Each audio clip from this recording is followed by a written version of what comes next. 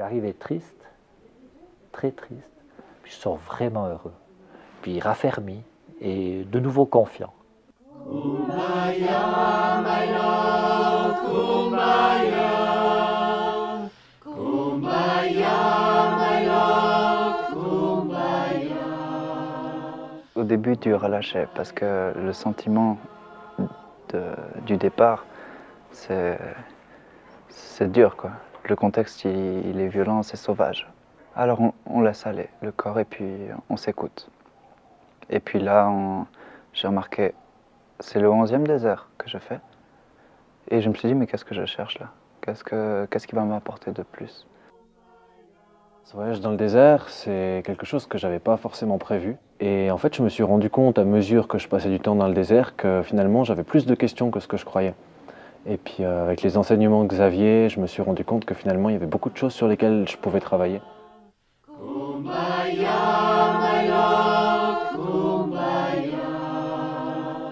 Kumbaya, my lord, kumbaya. Oh Lord, kumbaya. Il y a des choses auxquelles on n'a pas envie de penser et du coup on se distrait avec la télé, avec internet, avec tout ça.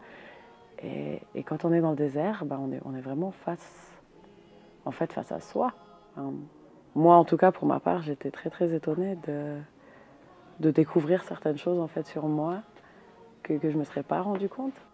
Ouais, on se perd quelque part et quand on se rend compte vraiment de pourquoi on le fait ou de ce qui est vraiment notre but, et justement ça permet par la suite de recentrer. Mais c'est vrai qu'il y a une part quand même je pense qu'il y a une part de douleur. Mais on a eu un encadrement super. Il y a plein de gens qui sont prêts à écouter, qui sont prêts à aider, qui sont très souvent de bons conseils. Et ça aide énormément en fait à vraiment digérer tout ça. Dans le désert, on n'a pas de stress. Tout est réglé, on sait qu'on va nous apporter à manger, on sait que quand on va souper, quand on va devoir manger, on va nous le dire. Donc on a besoin de s'occuper de rien d'autre que ce qu'on a envie de penser. Et c'est ça qui est génial finalement. Donc c'est une expérience que je ressors de cette expérience beaucoup plus enrichie que ce que j'avais pensé. Et j'ai non seulement trouvé des réponses, mais trouvé des questions. Et ça, j'ai trouvé génial.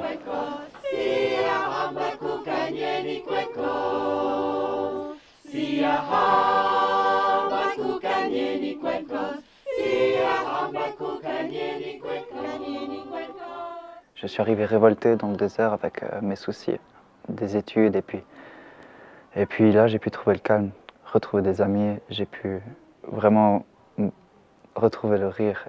Les sentiments, c'est beaucoup de respect et puis de l'humilité face à des gens qui ont rien du tout et qui nous donnent tout. Donc nous, c'est une des grandes leçons. Tu retiens une leçon du désert, c'est simple, c'est fais le vide quand tu as besoin et puis oublie pas que tu as besoin de vivre, tu as le droit de vivre.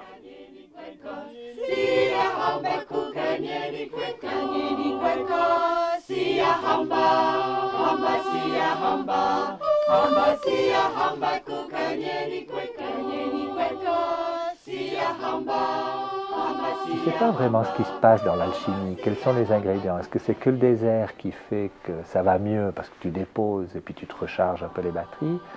Est-ce que c'est le groupe?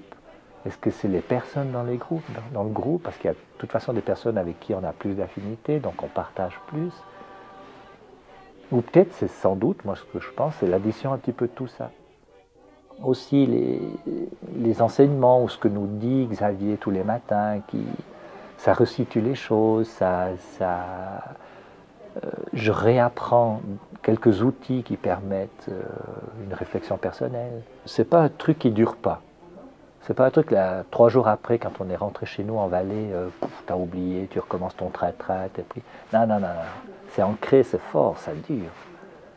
Tu vois? C'est magique. Enfin, c'est pas magique, c'est alchimique. Ça veut dire qu'on transforme quelque chose. Je me suis transformé.